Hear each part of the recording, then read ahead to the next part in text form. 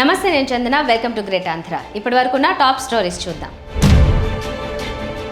Mind గేమ్లో టీడీపీకి మించిన తోపు వైసీపీ. చింతమనేని రౌడీయిజాన్ని అడ్డుకోలేరా? చంద్రబాబు మానసిక స్థితి ఏంటి? మోదీకి మళ్లీ అధికారంపై తేడా కొడుతోందా? ఉత్తరాంధ్రలో ఇవి కీలకం. మైండ్ గేమ్లో టీడీపీ, ఎల్లో మీడియా పెద్ద తోపులని ఇంతకాలం పేరు ఉండేది. ఇప్పుడు వాటిని వైసీపీ మించిపోయింది.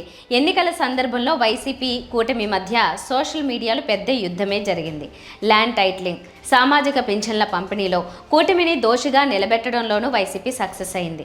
ల్యాండ్ టైటిలింగ్ యాక్ట్పై ప్రచార సభలో చంద్రబాబు, పవన్ రెచ్చిపోతున్న సందర్భంలో అసెంబ్లీలో టీడీపీ ఎమ్మెల్యే పయ్యావుల కేశవ్ మద్దతు ఇస్తూ చేసిన ప్రసంగాన్ని వైసీపీ బయటికి తీసి ఓ ఆట ఆడుకుంది. అలాగే ఈటీవీలోనే ల్యాండ్ టైటిలింగ్ యాక్ట్పై ప్రసారమైన పాజిటివ్ కథనాన్ని బయటికి తీసి ఎల్లో కుట్రల్ని బయట పెట్టడంలో వైసీపీ విజయం సాధించింది.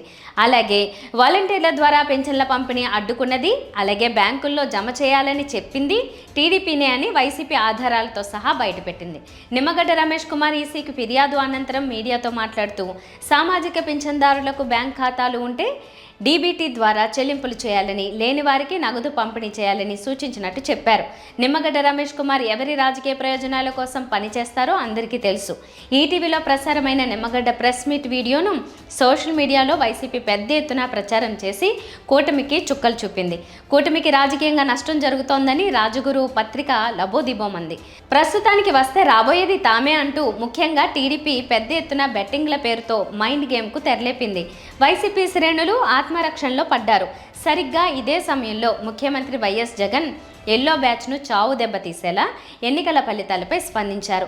ఐపాక్ టీంతో నిర్వహించిన సమావేశంలో 151కి పైగానే సీట్లు వస్తాయని, దేశమే ఆశ్చర్యపోయే ఫలితాలను చూస్తామని జగన్ ప్రకటించారు.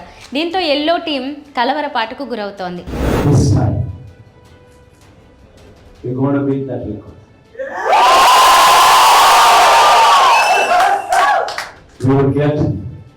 We will surpass 151, we will surpass 151. And predominantly, God's grace, touch wood, we've given a good deliverance to the governance. The governance model that was put in place was never seen before.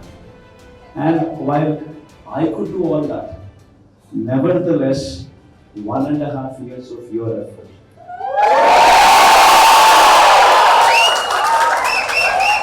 1.5 years of your effort, trying to streamline, trying to bring in more efficiency into the system that we are already in, helped us achieve this target.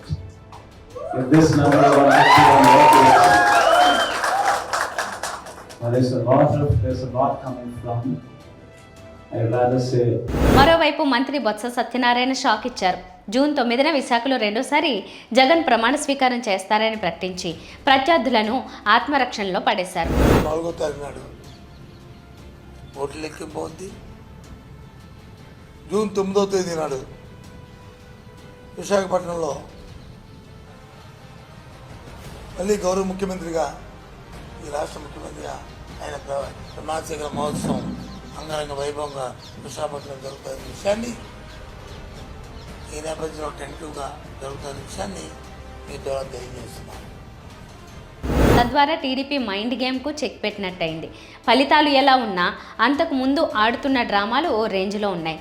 కూటమి రెచ్చిపోతోందని, అందుకే YCP కూడా అదే ఆట ఆడక తప్పలేదనే అభిప్రాయాలు వ్యక్తమవుతున్నాయి. TDP senior నేత, దెందులూరు మాజీ MLA Chintamaneni Prabhakar Chowdary రౌడీయిజానికి హద్దు లేకుండా పోతోంది. చట్టానికి తాను అతీతం అన్నట్టుగా ఆయన వ్యవహరిస్తున్నారు. ప్రత్యర్థులను భయాందోళనకు గురిచేసి రాజకీయ లబ్ధి పొందాలని అతను మరోసారి ప్రయత్నించారు. ఈ దఫా ఏకంగా పోలీస్ స్టేషన్కు వెళ్లి తన అనుచరుని బలవంతంగా తీసుకెళ్లడం తీవ్ర చర్చనీయాంశమైంది. పోలీస్ స్టేషన్కు వచ్చి దౌర్జన్యం చేసిన చింతమనేని, అతని అనుచరులపై తాజాగా కేసు నమోదైంది.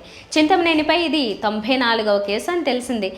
ఎన్నికల రోజు కొప్పులవారిగూడెం పోలింగ్ బూత్లోకి టీడీపీ నాయకుడు రాజశేఖర్ చొరబడి వైసీపీ కార్యకర్త రవిపై కత్తెరతో దాడికి తెగబడ్డాడు. అతనిపై పెదవేగి పోలీస్ స్టేషన్లో హత్యాయత్నం కేసు నమోదైంది. ఈ నేపథ్యంలో గురువారం మాజీ ఎమ్మెల్యే చింతమనేని ప్రభాకర్ చౌదరి 3 వాహనాల్లో తన అనుచరులతో పిఎస్కు వెళ్లారు. తమ కార్యకర్త రాజశేఖర్ను బలవంతంగా వెంట తీసుకెళ్లేందుకు చింతమనేని అతని అనుచరులు ప్రయత్నించారు. సిఐ కొండవీటి శ్రీనివాస్ పోలీసులు అడ్డుకునే ప్రయత్నం చేశారు. వారిపై చింతమనేని దుర్భాషలకు దిగారు. చివరికి తమ నాయకుడిని చింతమనేని తీసుకెళ్లారు. ఈ ఘటనపై పోలీస్ శాఖ సీరియస్గా ఉంది. చింతమనేని అతని అనుచరులపై కేసు నమోదు చేశారు. ఎన్ని కేసులు నమోదు అవుతున్నా చింతమనేని వైఖరిలో మాత్రం మార్పు రావడం లేదు. రౌడీయిజం కూడా హీరోయిజంగా ఆయన భావిస్తున్నట్టున్నారు. అందుకే చట్టం న్యాయం అనేవి ఉన్నాయని ఆయన గుర్తించడం లేదు.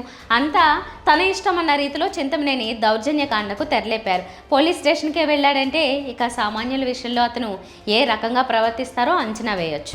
రణరంగంలో ఉన్నప్పుడు ఒకరిని ఒకరు చూసుకునే విద్వేషపు చూపులు ఒక ఎత్తు, కానీ రణం ముగిసిన తర్వాత, ఫలితం తేలిన తర్వాత తిరిగి సాధారణ సామరస్య వాతావరణం ఏర్పడాలి. లేకపోతే సామాజిక సంతులనం దారుణంగా దెబ్బతింటుంది. కానీ ఈ దేశ రాజకీయాల్లో 44 ఏళ్ల సీనియర్ అని, 14 ఏళ్లు ముఖ్యమంత్రిగా చేసిన మహానుభావుడినని, తన గురించి తాను డప్పు కొట్టుకునే నారా చంద్రబాబు నాయుడు కనీసం ఆ మాత్రపు ఇంగితం లేకుండా ప్రవర్తిస్తున్నారా అనే అనుమానం ఇప్పుడు కలుగుతోంది. ఎన్నికల గోదాలో ఉన్నప్పుడు ప్రత్యర్థి మీద ప్రజల్లో భయాలను పుట్టించడానికి 100 రకాల మాటలు మాట్లాడవచ్చు, అబద్ధాలను కూడా ప్రచారం చేయవచ్చు. పోలింగ్ ముగిసిన తర్వాత కూడా ఒక దుర్మార్గ వైఖరితో ప్రవర్తించడం చూస్తుంటే ఆయన మానసిక స్థితి ఎలా ఉందా అని అనుమానం పలువురికి కలుగుతోంది. వృద్ధులకు ఇళ్ల వద్ద పెన్షన్ అందకుండా అడ్డుపడి పదుల సంఖ్యలో వారి ప్రాణాలను బలి తీసుకున్న వ్యక్తి చంద్రబాబు. కొత్త పథకాలు రాకుండా రెగ్యులర్గా జరిగే పథకాలకి లబ్ధిదారులకు డబ్బులు బదిలీ చేయాలంటే ఆ పని జరగకుండా అడ్డుపడిన వ్యక్తి చంద్రబాబు. అలాగని చంద్రబాబు దుర్మార్గాలకు జగన్ ప్రభుత్వం బెదిరిపై కూర్చోలేదు. డివిటీ ద్వారా లబ్ధిదారులకు ఇవాళ నిధుల పంపిణీ కూడా చేసేసింది. అలాగే ప్రభుత్వం దాని పని అది చేసుకుంటూ పోతోంది. అలాంటి రెగ్యులర్ ప్రభుత్వ కార్యకలాపాలకు కూడా తాను అడ్డుపడాలని చంద్రబాబు ఆశిస్తుండడం చిత్రంగా కనిపిస్తోంది.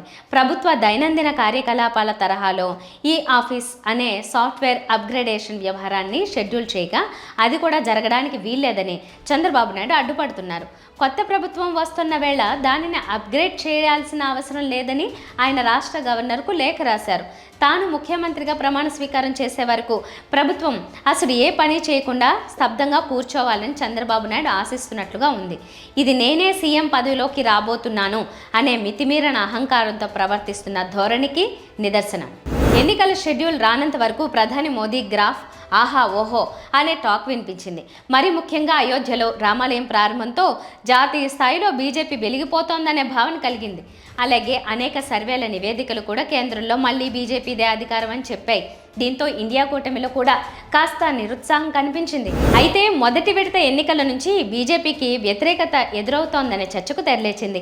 ఈ ప్రచారం రాను రాను పెరుగుతోంది. గ్రామీణ ప్రాంతాల్లో రచ్చబండల వద్ద మోదీకి మళ్ళీ అధికారం అనుమానమే అని మాట్లాడుకుంటున్నారు.